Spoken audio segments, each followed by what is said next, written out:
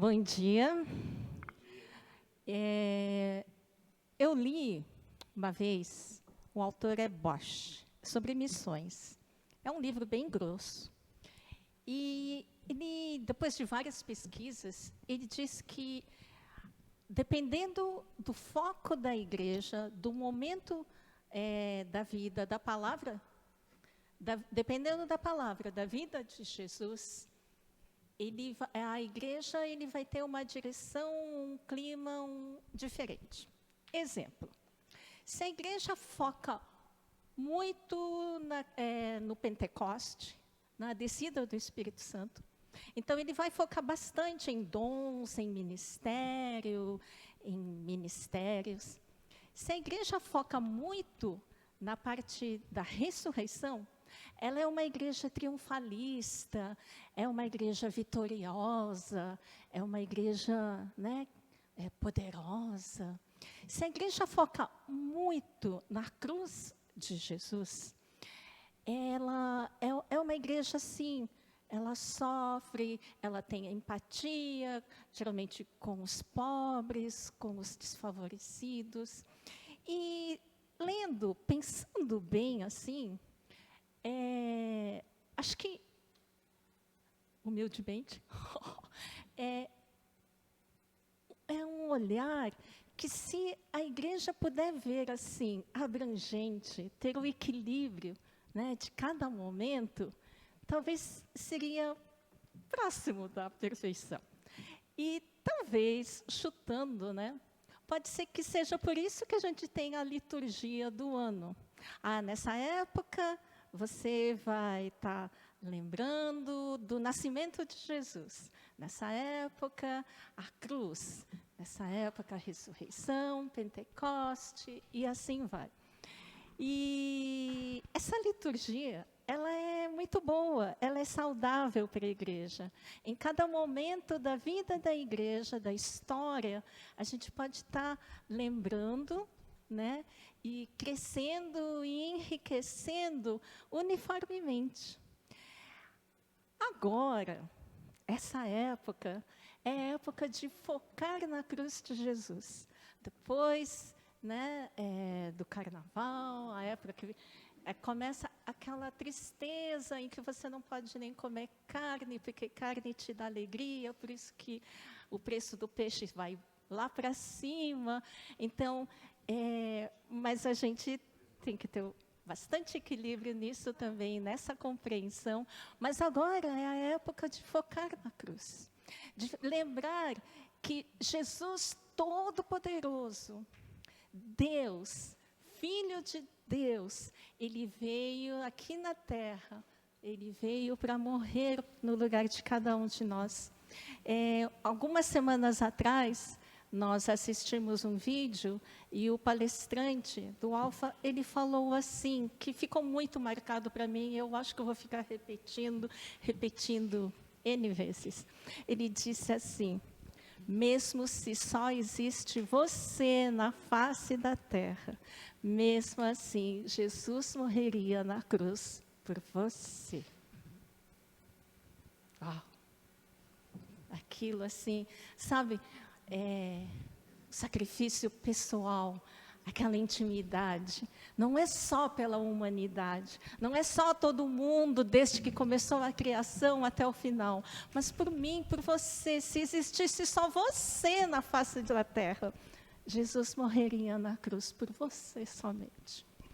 Vamos começar, a gente vai cantar 3 músicas, a gente vai começar com Mantos e Palmas Espalhando Vai, mas vamos orar antes. Bondoso Deus, muito, muito, muito obrigado, porque a Tua palavra é rica, e o Senhor deu todos os detalhes de como pode ser a nossa vida, as circunstâncias, o suporte, o apoio, para mantermos o foco em Ti. Ajuda-nos, Senhor, pessoalmente e como igreja também. Ajuda-nos, Senhor, a Te louvar e a Te adorar através da música. Até para Te adorar precisamos da Tua ajuda. Senhor, esteja aqui, em nome de Jesus. Amém. Mantos e palmas.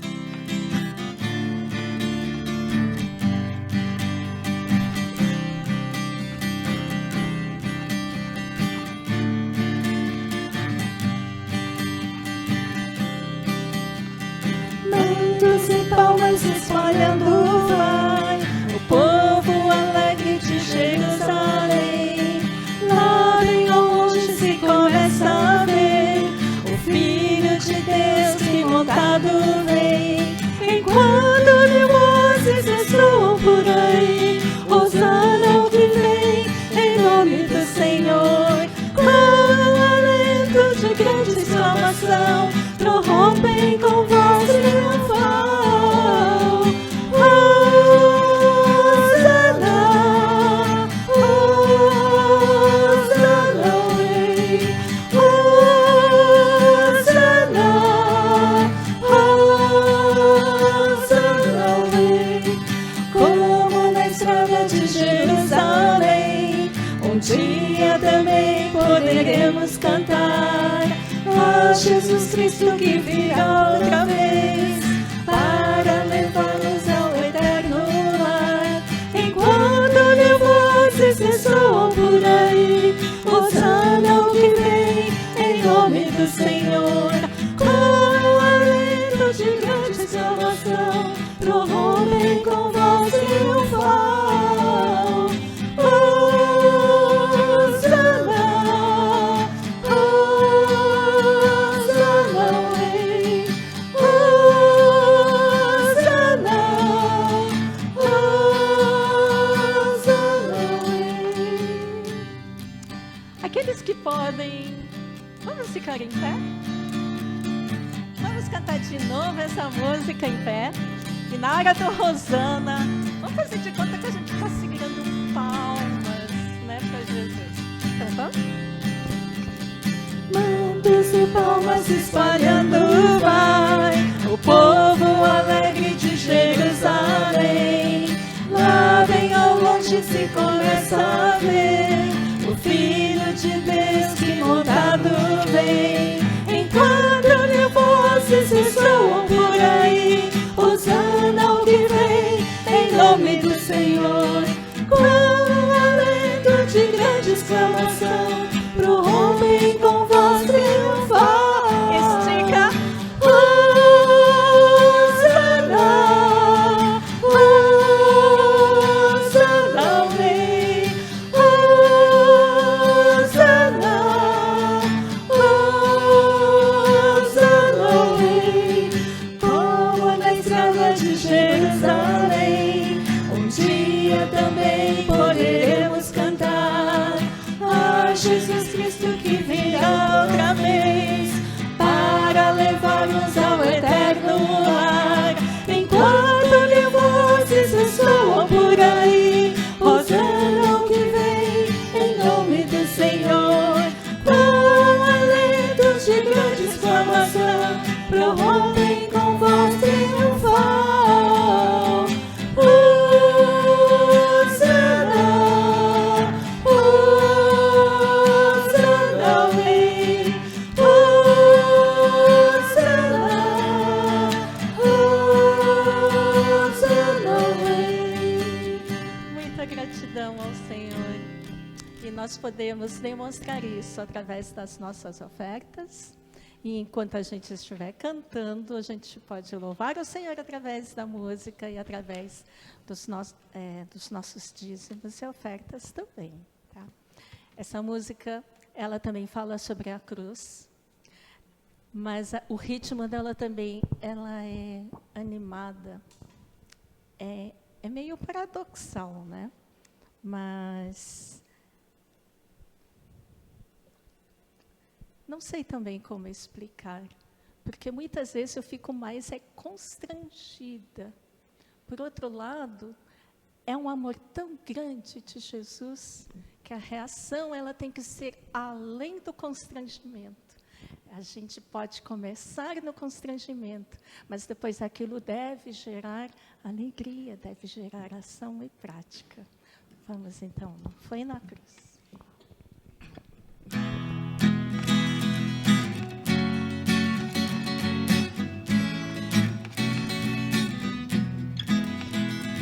Consegue eu andei perdido, vaguei longe, longe do meu Salvador, mas a glória desceu e seu sangue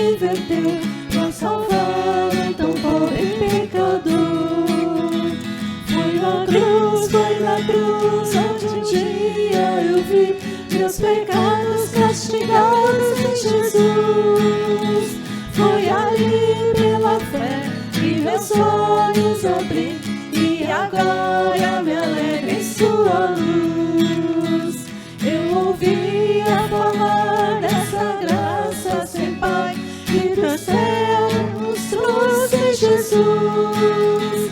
Mas eu sogro me fiz, convertei-me, não quis ao Senhor que morreu na cruz. Foi na cruz onde um dia eu vi meus pecados castigados em Jesus.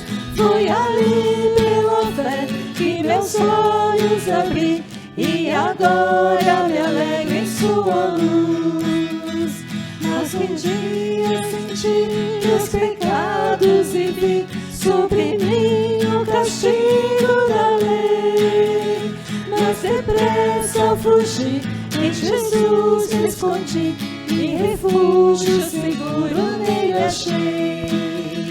Foi na cruz onde um dia eu vi meus pecados castigados em Jesus. Foi ali pela fé que meus olhos abri e agora me alegro em sua luz.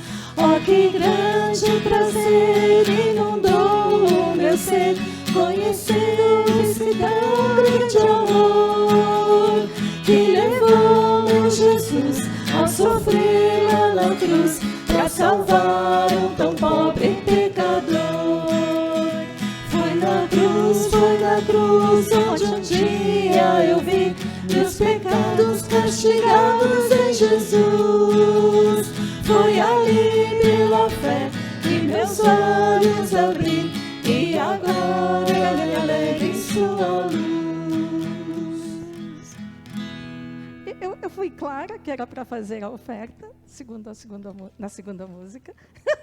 Não fui? Desculpa. Se vocês quiserem, vocês podem fazer agora.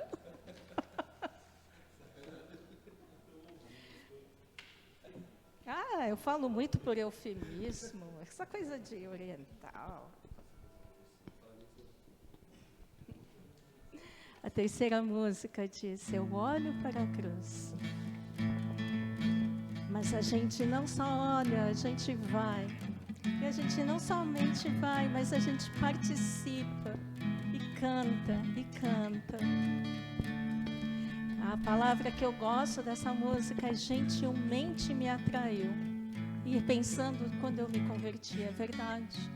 A coisa foi muito gentil. Não foi nada de, vai, você tem que se converter, você tem que se converter, você tem que se convencer. Não, foi por gentileza. E na cruz, tão grande graça, realmente disse, nós não mereçamos.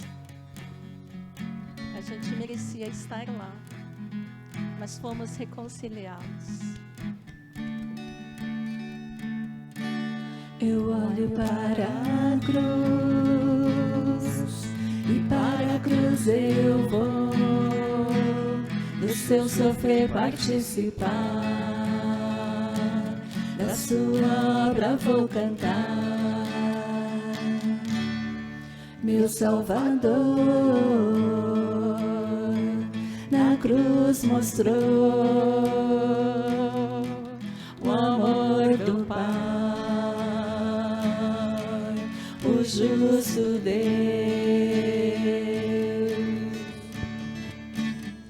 Pela cruz me chamou, gentilmente me atraiu e eu, sem palavras, me aproximo, quebrantado por seu amor.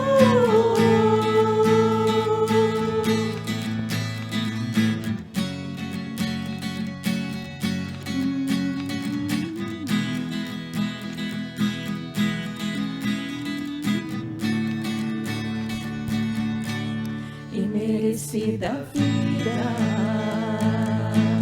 de graça recebi, por sua cruz, da morte me livrou, trouxe minha vida. Eu estava condenado, mas agora pela cruz eu fui reconciliado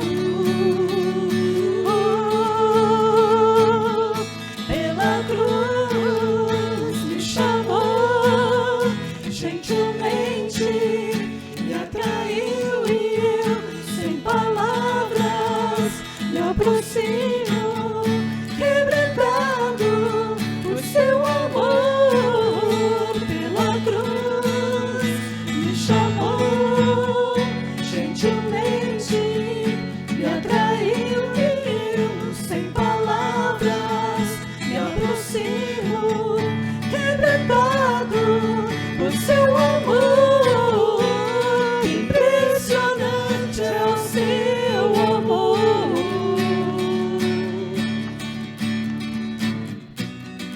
Me redimiu e me mostrou o quanto és fiel.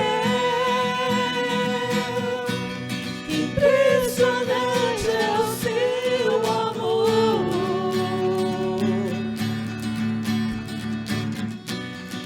Me redimiu e me mostrou o quanto és fiel.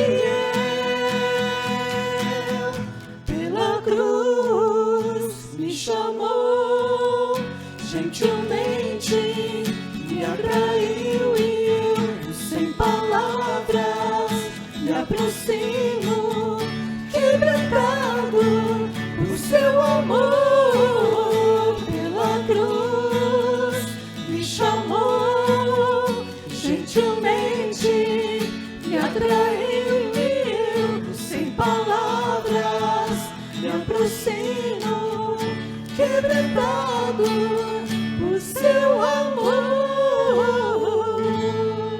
E é assim, Senhor, em pedacinhos que a gente vai para o Senhor, pedindo para que o Senhor nos reconstrua novamente, sempre, novamente, segundo a imagem maravilhosa de Jesus.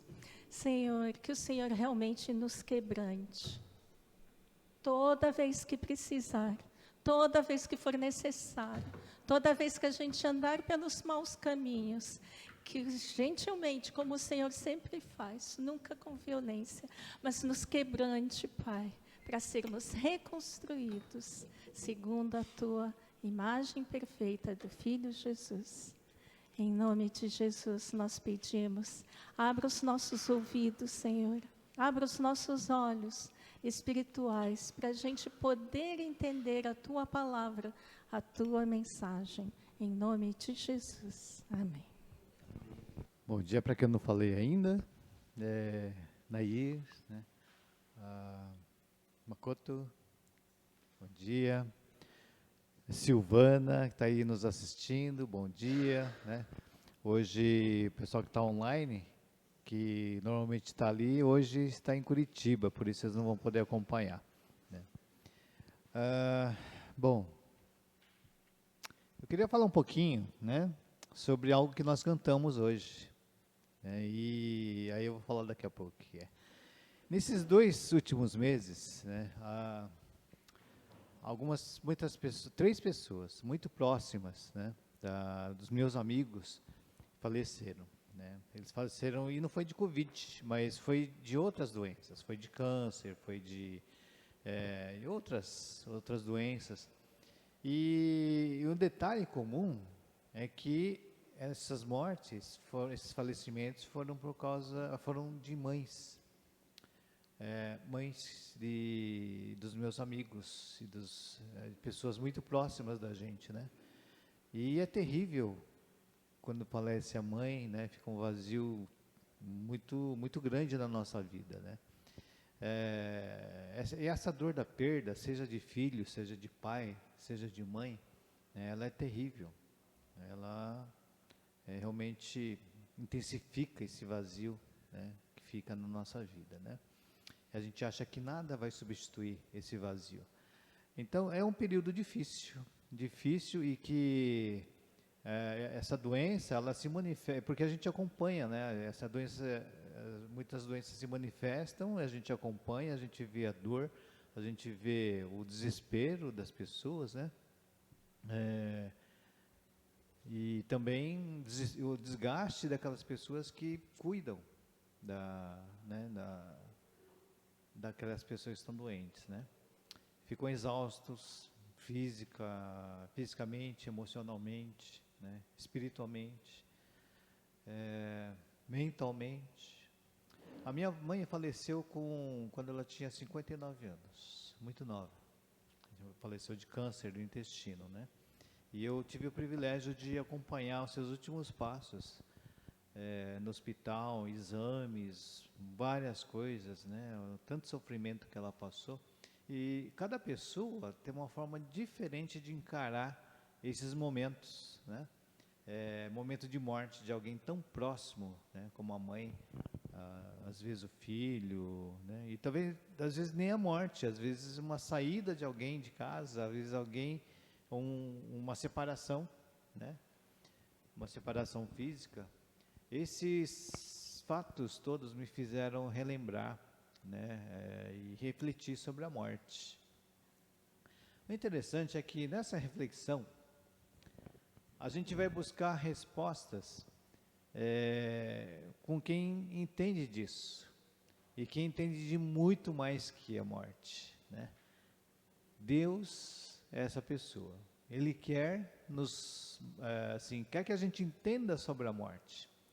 Mas o mais interessante nessa busca que eu tive, né, de respostas sobre a morte, Deus nos responde com vida. Essa coisa, a parte mais interessante, ele fala de vida abundante, né? E eu gostaria de ler com vocês o Evangelho de João 10, 10.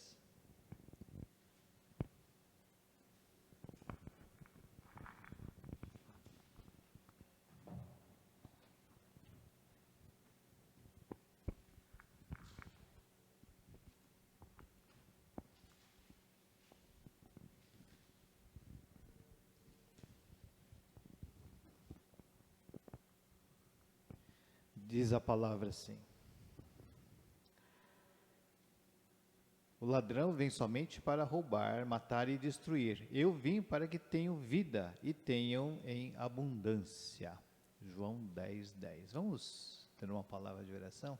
Querido Deus, em nossa busca por respostas, nós queremos agradecer a Deus, porque o Senhor tem todas as respostas. O Senhor tem também a Tua palavra que nos conforta e nos ajuda, Pai, e guia as nossas vidas. Neste momento, ó Deus, usa, Senhor, a minha vida para trazer uma mensagem que venha do Teu coração, em nome do Senhor Jesus. Amém. Bom,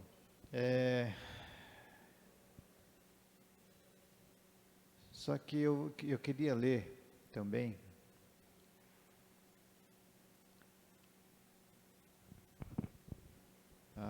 alguns outros trechos, né?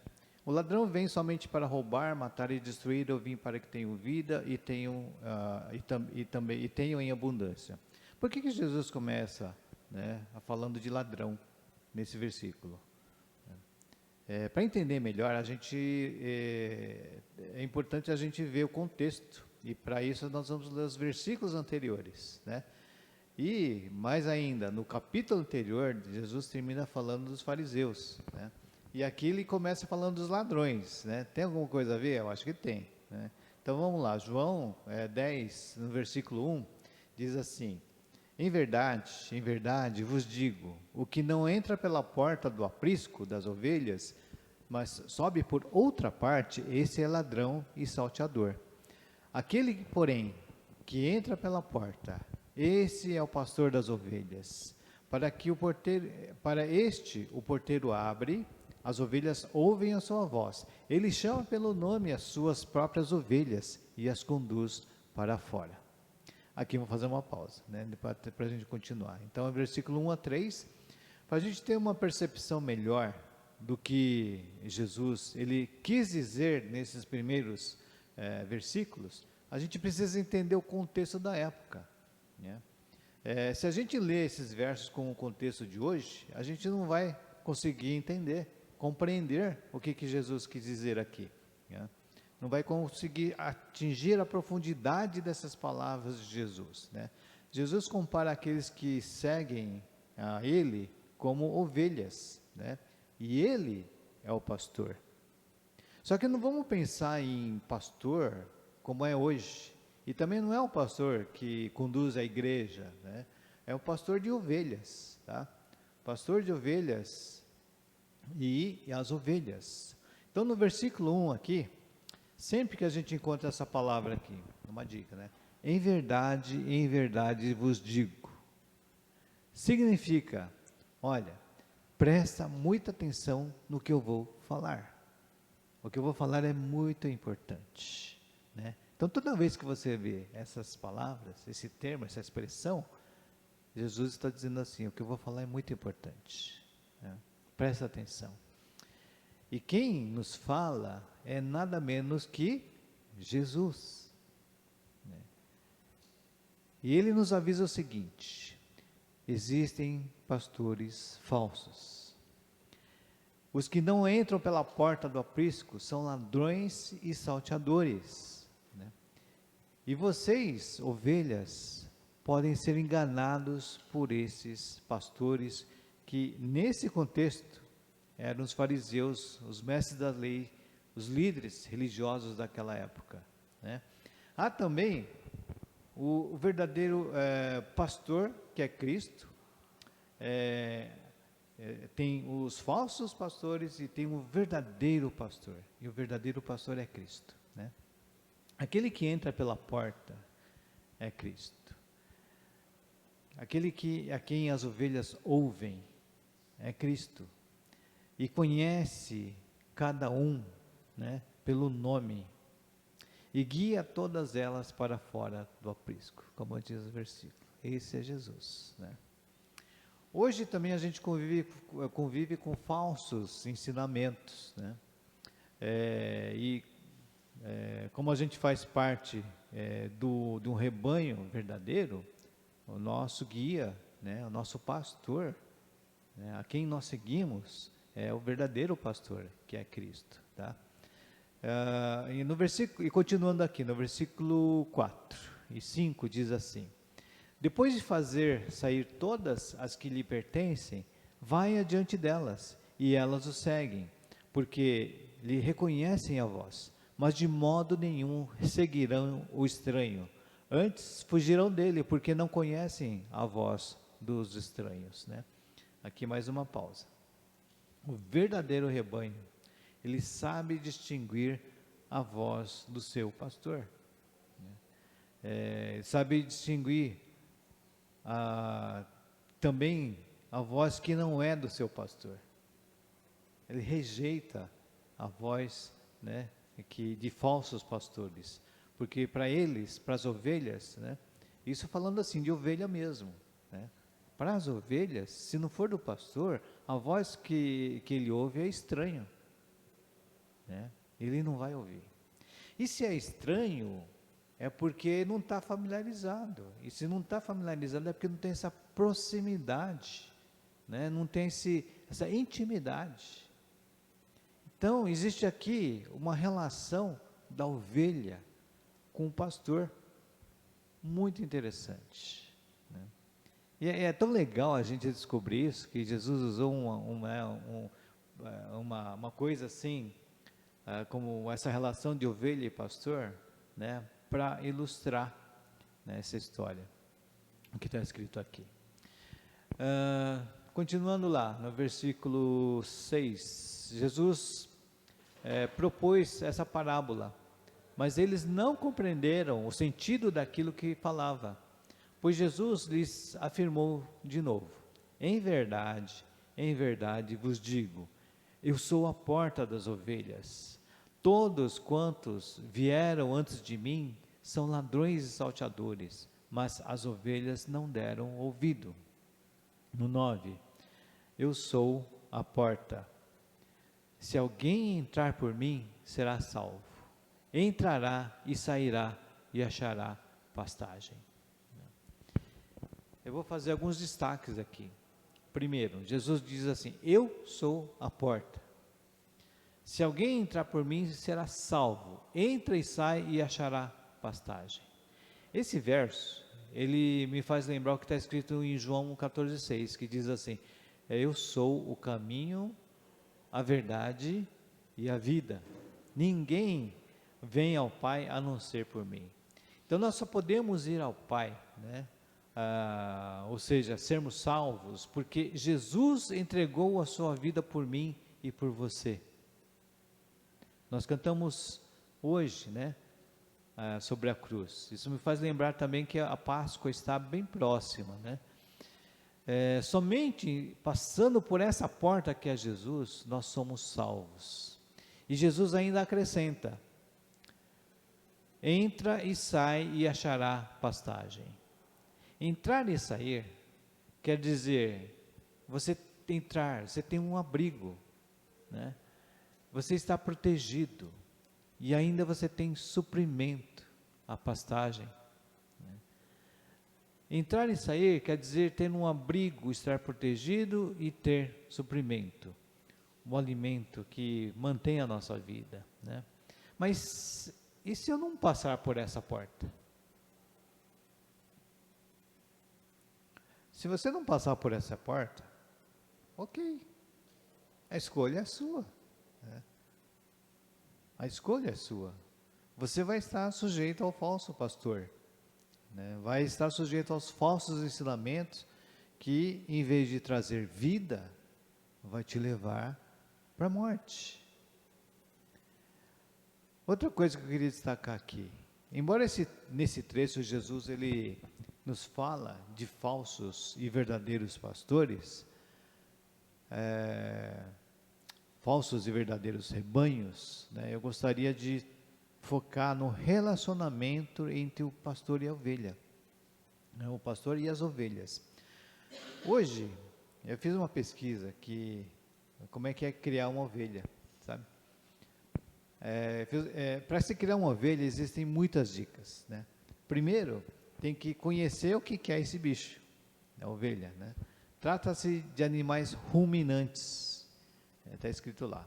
Trata-se de animais ruminantes que carecem de incisivos superiores e possuem um estômago formado por 4 câmaras. Então tem 4 câmaras o estômago da ovelha, por isso que ela consegue ficar ruminando, comendo o dia inteiro, né? Você põe a ovelha para pastar, ela fica lá comendo direto, né?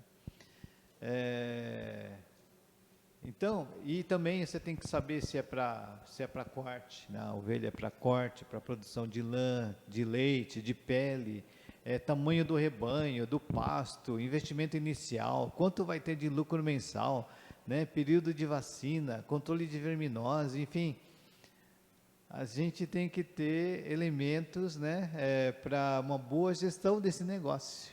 Então, se você for criar uma ovelha hoje, para você é um negócio, né? Não tem nada a ver com a relação que Jesus está falando aqui. Então, por isso que a gente tem que entrar no contexto daquela época, porque no contexto daquela época, né, não tinha essas coisas.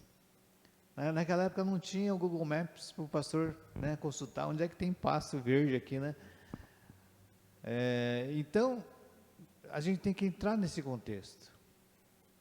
Por quê? Porque hoje a gente cria ovelha num terreno confinado. Mas naquela época os pastores tinham que sair a campo, né? Buscar pastagens, às vezes muito longe. E às vezes tinham que dormir, né?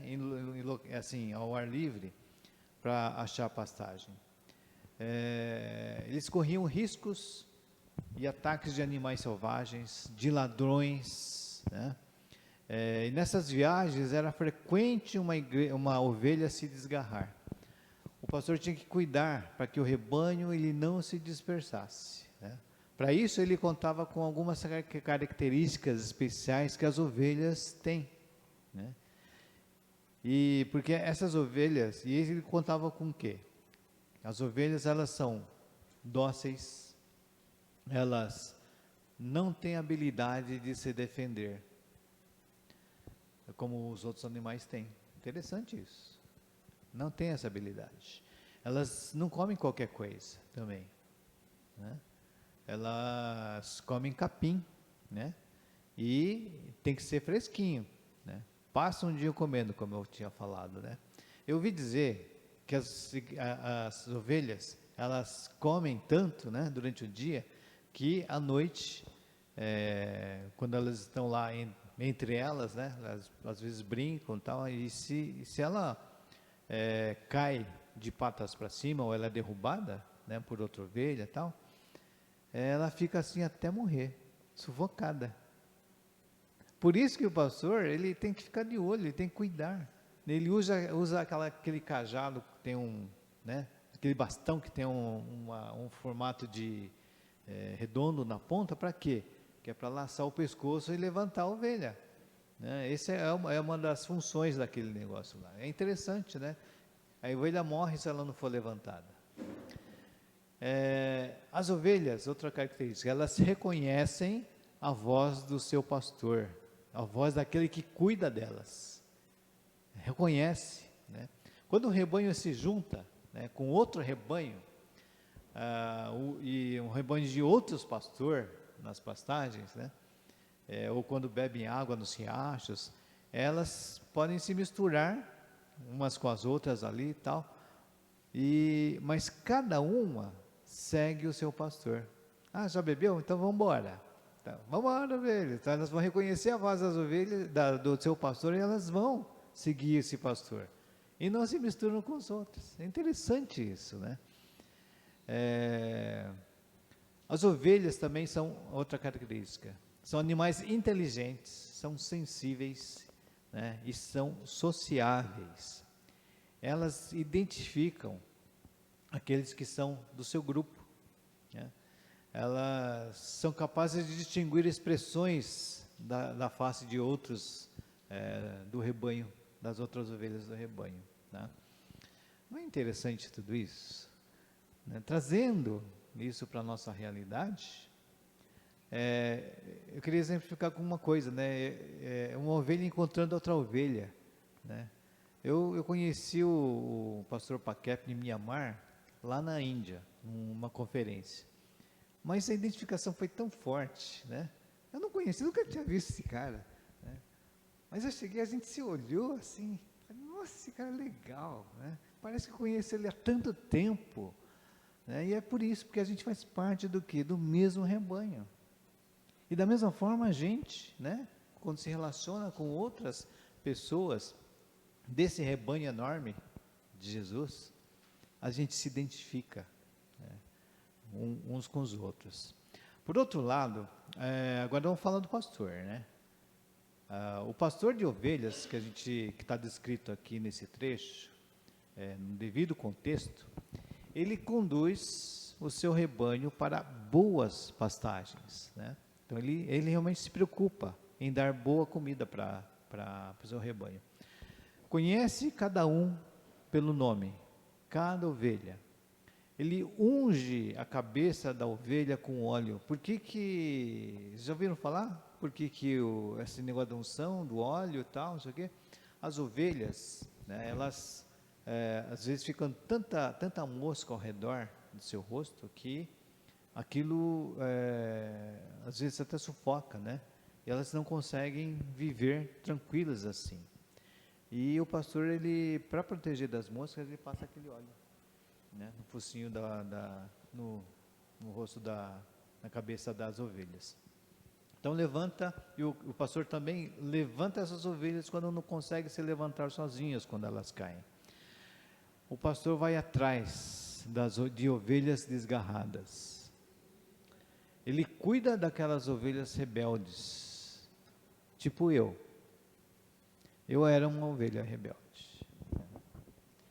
Eu estive na região lá de Belém, não é Belém do Pará, lá em Belém, né, lá na Palestina. Estava com a Esther, a gente foi numa viagem lá, estava em território palestino, né?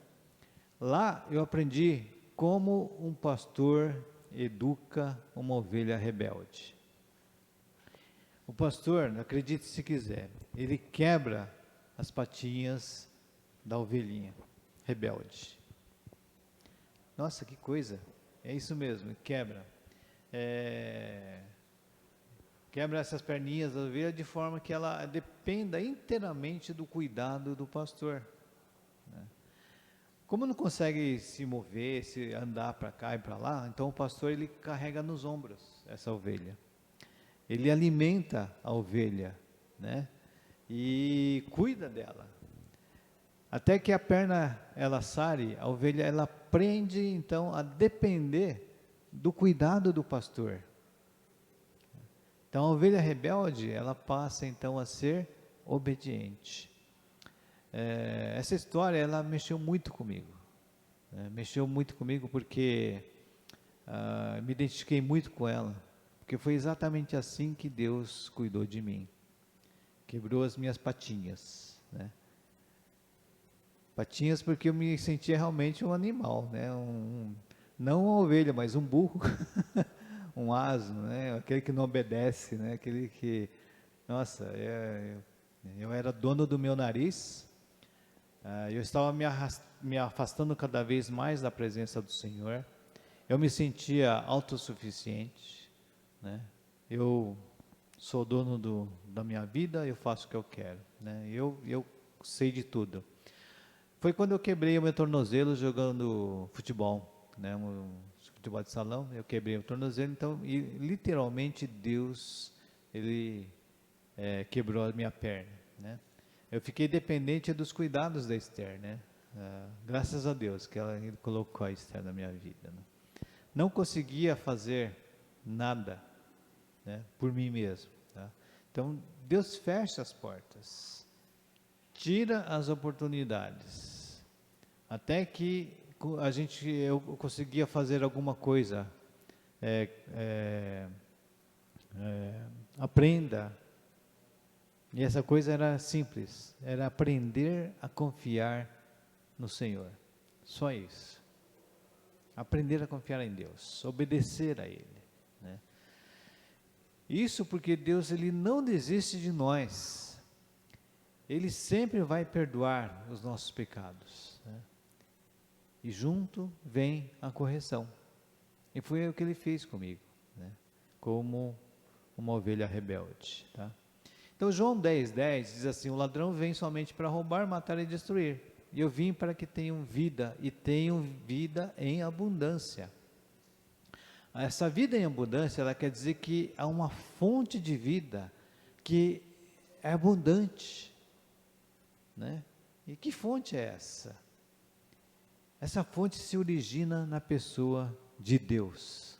Essa é a fonte dessa vida, né? É uma fonte que nunca se acaba, que flui na direção das verdadeiras ovelhas, né? Que provê de energia espiritual, que transforma de dentro para fora, que eleva, né, o nosso nível de vida num patamar divino, né, e que preenche o vazio que eu falei no início. O vazio que foi deixado na gente pelas pessoas queridas que se foram, seja por morte, seja porque saiu de casa, né, seja por, assim, um vazio da nossa vida. O Salmo 23, ele fala dessa vida em abundância também, né? Fala de pastos verdejantes, né? Fala de águas de descanso, fala de mesa preparada, cálice transbordante, né? Me lembrou também o Salmo 23. Então, vida em abundância não quer dizer desfrutar de muitas viagens, né? De muito trabalho, de muitas propriedades, de muito dinheiro, muitas aventuras. Pode ser que tenha isso, sim, quando se experimenta essa vida abundante que Deus, Ele quer nos dar, né? Mas não é isso. Vida em abundância tem a ver com o relacionamento do pastor com a ovelha. É isso que vai trazer essa vida em abundância. É você e Jesus. Ele é a fonte dessa vida, e essa fonte dessa vida que transborda, né? Ele transborda para cima de nós. Mas também, assim como a ovelha ela fornece a lã, fornece o leite para o conforto de outras pessoas, nós, né, também podemos transbordar essa vida para conforto, né, de outras pessoas, para ser bênção na vida de outras pessoas.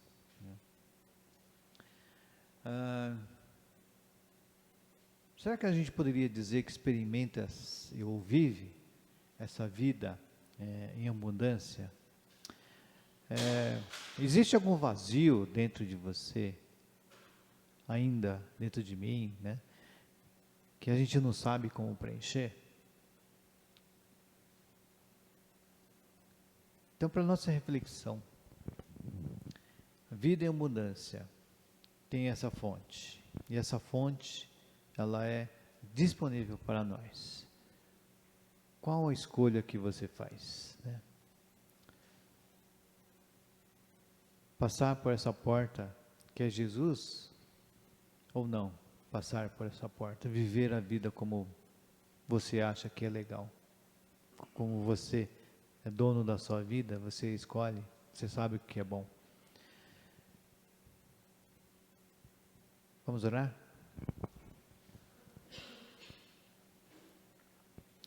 Querido Deus, a gente muitas vezes não sabe preencher os nossos vazios na nossa vida, porque nos carece esse relacionamento com o pastor, que é Jesus. Senhor, eu não consegui enxergar quantos benefícios traz, o quanto o Senhor consegue preencher os nossos vazios quando nós nos relacionamos. Quando simplesmente, Pai, existe essa comunicação contigo. Quando eu oro e quando o Senhor responde através da tua palavra, nos responde através das circunstâncias, nos responde através de outras pessoas. Mas, Senhor, eu quero te pedir perdão, e queremos também pedir perdão, porque muitas vezes nós somos desobedientes, rebeldes, e a coisa é tão simples, é só deixar que o Senhor cuide de nós, só deixar que o Senhor, como pastor, nos conduza a pastos verdejantes. E isso é tão difícil, Senhor, tão difícil. Então eu peço a Ti, a Deus, que por favor, quebre o nosso coração, nos dê humildade, Senhor, para reconhecer que a vida abundante está em Ti e não em nós.